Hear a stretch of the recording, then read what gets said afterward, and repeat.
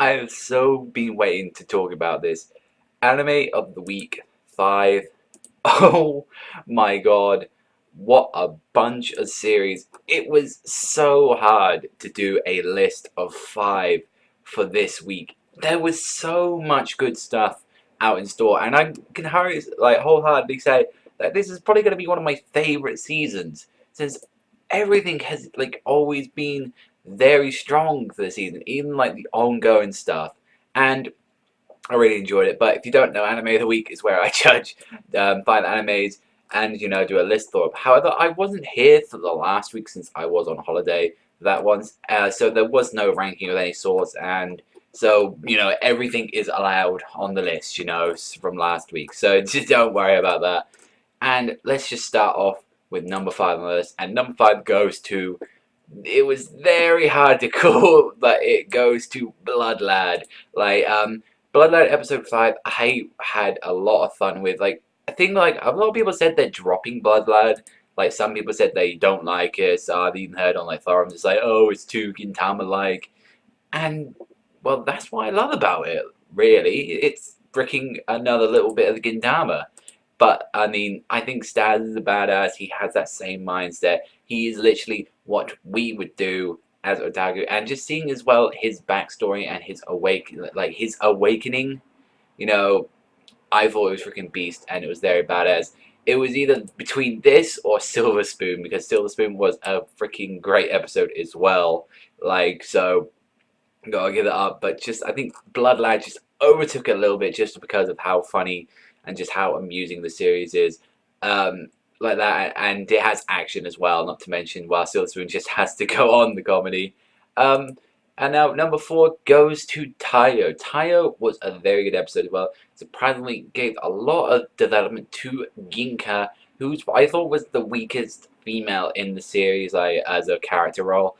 And surprisingly, this episode build up her father and what's going on with the world and the whole tarot card as well, and it still gave her a very good story. Very fucked up around about the end, finding out about her her uncle and all that. That was very messed up.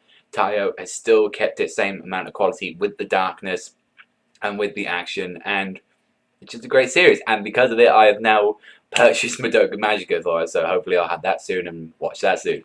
Number 3 on my list, it was very hard to see whether or not this is going to be number 2. Actually, the top 3 was actually the hardest for me. But I think it was harder to see if this one was second or not. And that was Danganronpa. The feels I had in this episode was so much. I don't want to say too much about this episode because, spoilers and all that to the case. But when I found out who it was and the reasons why, and just the ending and how sick and cruel this place is, I really did think I might shed a tear or two. It was emotional, and even now I still don't really want to watch that episode because of how much I loved the character so much, and just the screaming at the end with that. I think his name was Nishikawa, when he was screaming and just that's just what did it for me. That was the nail on the head. It was way too much for me to get. I didn't want to watch anymore after that, but thankfully it ended. But I think it wholeheartedly deserves one of the top 3, and Danganronpa is probably going to be top 3 of this whole season altogether. Number 2 though, it's gotta give it to my freaking boy Hana Hana.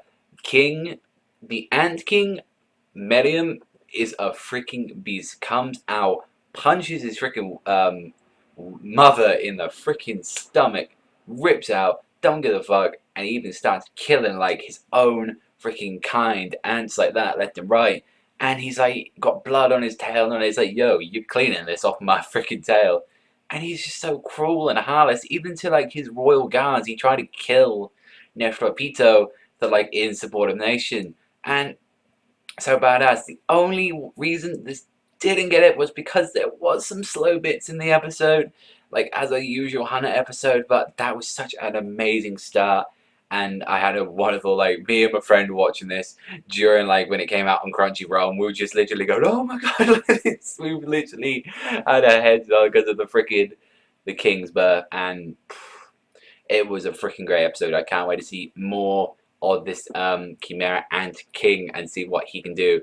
But number one, you know what it is. It's motherfucking Attack on Titan. Like, seeing like this animation was beautiful. Like, probably some of the best. We got a lot of action. We got interesting things. Like, we got mystery. You know, we just had so much stuff like that. And like like I said, I just mentioned the freaking animation again. Freaking jizz-tastic. I'm done. Like, I'm done. Like, it was just fantastic. This episode is probably one of my favorite. From that and the whole Eren part at the start of the series, you know, with him, you know, for when he thought he was dead or something, that was ridiculous. Absolutely crazy. Like, that, and I think there was a few of the early episodes as well that I thought it did me so good. Attack on Titan did me so good. Like, that's it. And that is our number one for the week. So Attack on Titan, as much as epic you can be, next week you won't be able to make it on the list. I'm pretty sure because I've read the manga and I know what's going to happen next. But let me know what you think about this anime of the week this week, and what was your personal favorite, and is there any series that I should still be checking out? But that's all from me, everyone. So thank you very much for watching as always. Remember, straight out loud, Panda, Zana, and I'll see you next time, people.